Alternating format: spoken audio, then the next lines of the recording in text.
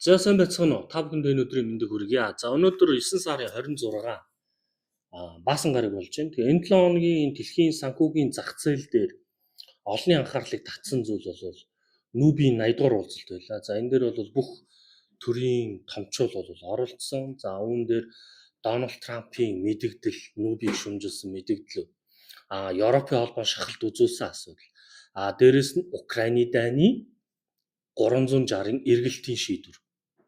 Эдгээр зүйлүүд бол боллоо. За үүний гол зүйл бол мэдээж Украины дайн байгаа. За Украины дайны асуудлыг бид нар ерөнхийд нь ингээд зэгслээд ингээд үзэхэд те. За Украины дайныг бол зогсоохын тулд Дональд Трамп болол Путинтэй бүр Аляскад уулзсан. Зеленскийг бол Балтийг шаардлагатай. Чамд бол хүзэр байхгүй тэ. Оросд бол хүзэр байна. Чи тэгэхээр бол уян хатан хийх ёстой. За чи Кремийн хойгийг бол тийм үү танах болол алдсан. Энийг бол хүлээн зөвшөөрөө.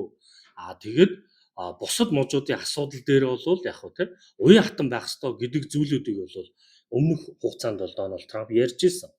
За ингээ Аляскад уулзсны дараагаар гурван талт хэлцэр хийнэ. Ер нь бол нааштай байна гэжсэн боловч Оросын холбооны улсаас энэ дайныг зогсоох сонирхол бол төдийлөн гаргаагүй нь бол Дональд Трампын бас улс төрийнхөө байр суурийг өөрчлөх том шалтгаан болсон. За үүнийгээ бол саяны Нүүбийн уулзалтан дээр Зеленскийтэй уулзсан уулзалтан дээр энэ үзлийг гаргаж ирсэн. За энэ юу ярьсан бэ гэхээр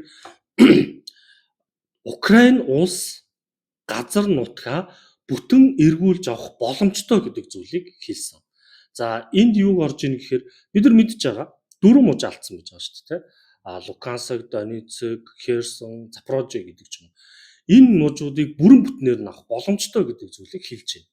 За энэ мужийг авахд гагцгүй тийм үү?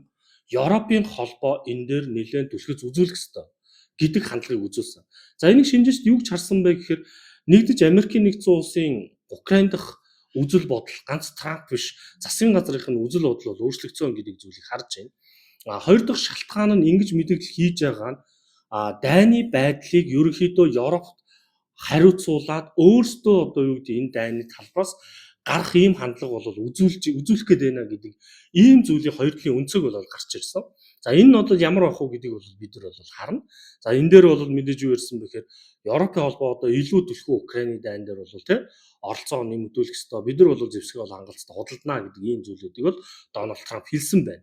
За тэгвэл өчигдөр яг Украины дайнтай Оросын нефтийн экспорттой холбоотойгоор Туркийн ерөнхийлөгч Эрдогонтой уулзсан байна.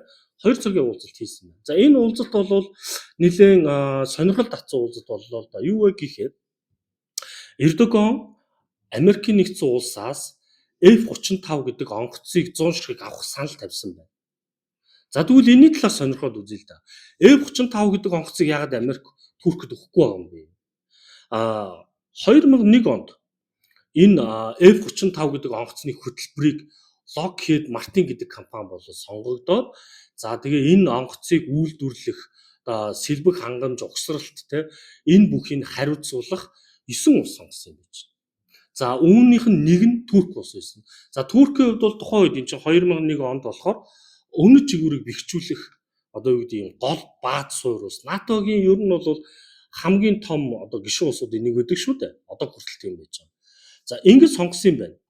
За энэ ингээд уулзалт явж исэн чинь 2016 онд Туркид нөө төрийн эргэлт хийх гэж оролдоод үүнийг нь бол Эрдогон Америкийн нэгдсэн улс санхүүжүүлсэн оролцсон гэдэг зүйлийг ярьснаас болж энэ хоёрын харилцаа муудаж эхэлсэн байж байна.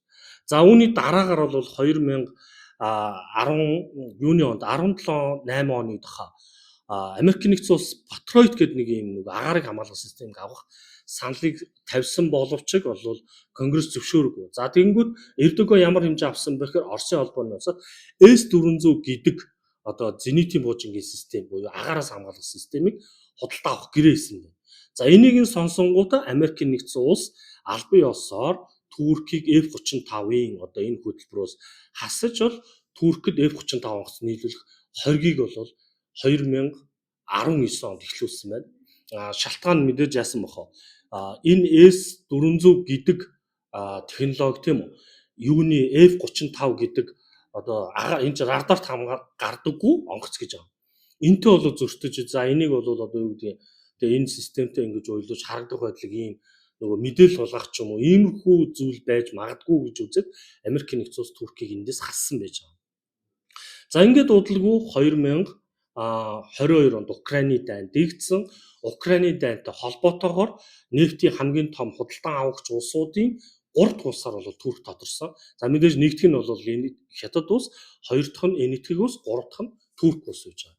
За Туркийн хувьд бол 2022 оноос хойш 23 онд нефтийн худалдан авалт нь 19% орсон. Нэгс эрчим хүчнийх нь нефт нь 19% болж нэлээд өндөрт орж ирсэн.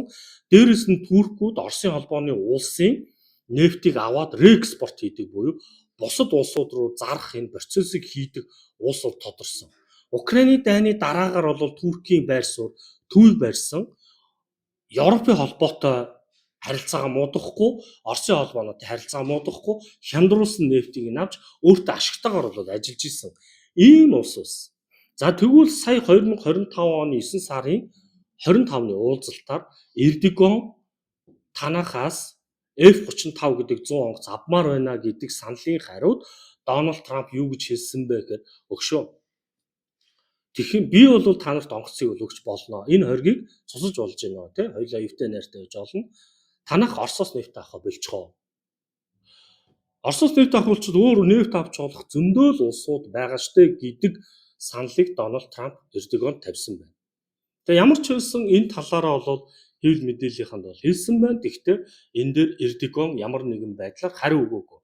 За энийг ерөнхийдөө улс төрийн хувьд юу гэж харж байна гэхээр Америкийн нэгдсэн улс Оросын холбооны улсын дайны машиныг санхүүжүүлэх улсуудыг бол хязгаарлах бодлоготой явж байна. Яг тэгэхээр яг Украины дайн гэснээс хойш статистик юу гарсан бэ гэхээр Оросын холбооны улс өдөртөө нефтийн бүтээгдэхүүнээс 190 сая долларыг тогтмол олж байгаа. Энэ хэмжээ буураагүй. Хэрв Турк улсыг Оросын холбооны улсаас авах нефтийн хэмжээг бууруулах юм бол энэ хэмжээ буурнаа. Ингэснээр бол дайнд бол Путин яг хэвээр санхүүжүүлдэггүй болоод зогсоох юм магадaltaй гэдэг зүйлийг гаргаж ирж тавьсан. За тэгээ өмнөний дараагийн фокустой улс бол мэдээж Хятад улс. Хэрв Хятад улстай худалдааны дайны зөвшөлтсөлийн дараагаар юм уу өмнө Украины дайн Украинтай холбоотойгоор Оросын холбооноос нефт авдаг дээр тусдаа дахиж хориг тавих магадaltaй. За энэ хоригийн хэмжээг бол үндсэндээ 100% хориг тавина гэдэг ийм шуум бол явж байна. Одоогор бол Дональд Трампаас энэ хоригтой холбоотойгоор ямар нэгэн мэдээлэл бол хийгээгүй байна. Тэгэхээр бид нар цаашдаа Украины дайны асуудал дээр Туркийн хариу үйлдэл Оросын талыг дэмжих үү, эсвэл Америкийн талд орж Оросоос нүрээ буруулах уу гэдгийг харах нь хоёр дахь Хятад улс Оросын холбооноос нефтээ авсаар л байх уу, эсвэл бол нефтээ авах болж Америктай эвийн хилцээрт явах уу гэдгийг бол харах үлдэж байна. За тэгээ илүү дэлгэрэнгүй үзье гэвэл сав дараарай, лайк дараарай гэж та бүхэндээ хэлье.